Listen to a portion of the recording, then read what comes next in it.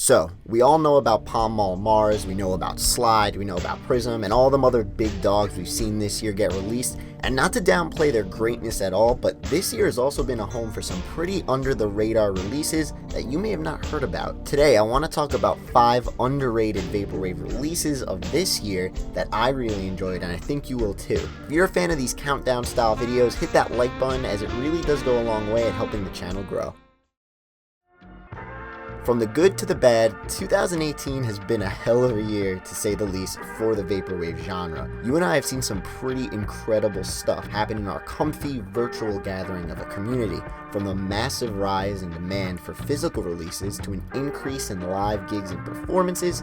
2018 has been nothing but dynamic for Vaporwave, and it really feels like our once anonymous and quiet online gathering place of sounds and aesthetics is really beginning to feel like it's coming alive. And while some may not like that direction, as they've truly found a home in the mysterious, underground, forbidden aura of the earlier years in the genre's history, I do think one thing we can at least all agree on is that this year has seen some amazing amount of not just new, but solid musical releases. But as tradition in Vaporwave, a lot of these new, fresh, and well-made music coming out from lesser-known artists this year, they never really got the chance to truly get discovered, as they quickly get overshadowed by bigger, more classically known artists who everybody immediately flocks to and they put something out. So because of this assembly line, get it while it's hot style of finding new music in the Vaporwave genre, let's jump into 5 releases I saw in 2018 that you might have missed, and I think it'll give you a couple hours of some vapor goodness. At number 5, let's take a look at Saturn Audio System Demonstration Cassette, a fun little release by artist Wilson Arcade that brings us back to a time where technology wasn't so great,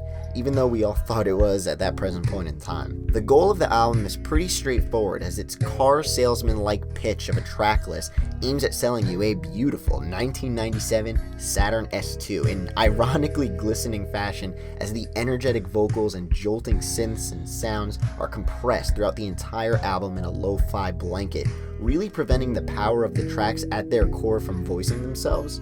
This classic Vaporwave treatment does bring the track list to life, as songs like Highway Lights and Cassette and Equalizer really make me feel like I'm in the middle of the Las Vegas Strip, locked inside a car as the sights and sounds around the vehicle get filtered and compressed through the windows, preventing me from really hearing the exciting yet too good to be true sounds of a casino jungle. At number 4, let's hit up an early release from this year.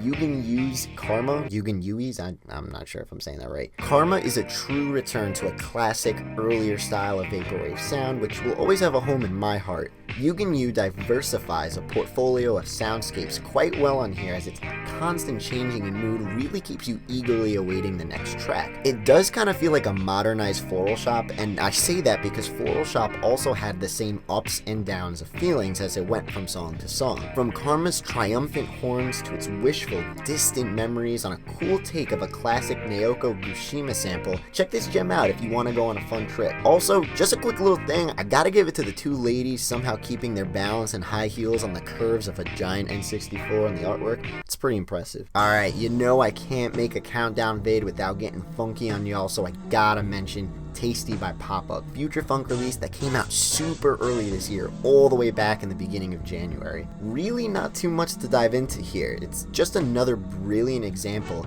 of future funk artists really taking their music production, attention to detail, and stutter chop creativity as a serious form of artwork in today's meta of future funk song structure. Hit this thing up if you need some catchy grooves to get you through the day. Plain and simple, a very fun time, and super original sounding. At number 2, I wanted to put one of my favorite albums released this year, Virtual Loneliness by Nothing, an artist who seems to get better with each and every release put out. It has some super clean, pristine, and polished instrumentals on here. We see some sexy horns laid over a sizzling hot synth riff on the track Paradise to tracks like Kiss that make you feel like you're walking hand in hand with that special someone on a hot summer day. What makes this album so great to me is its overwhelming yet cohesive barrage of sounds put into every track. There are so many things going on at once in so many of these songs, and none of them really get in the way of one another. It's like a perfect flowing conversation. Nothing baked up a sweet treat with this thing, and if it was released back in the earlier days of the genre, I really do believe it would have developed and chiseled itself as a Vaporwave classic. But hey, maybe with some more recognition, we can get this killer album out to some more hungry Vaporheads. Enjoy, folks. And last but definitely not least,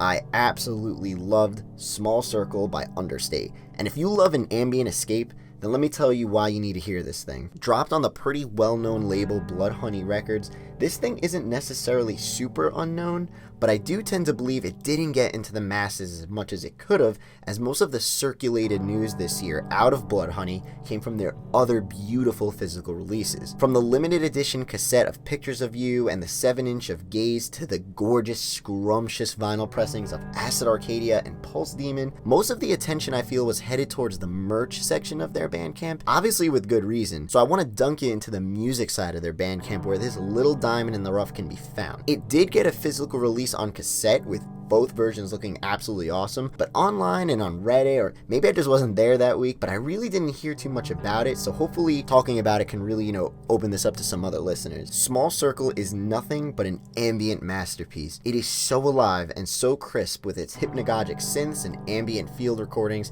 that its breathtaking ability to warp you into a place unknown is something any Vaporwave fan should soak their eardrums in. Its Junji Ito-esque artwork of a woman's eye, nothing less and nothing more, evokes such curiosity due to its lack of really giving you any story or hint on what the album can be about.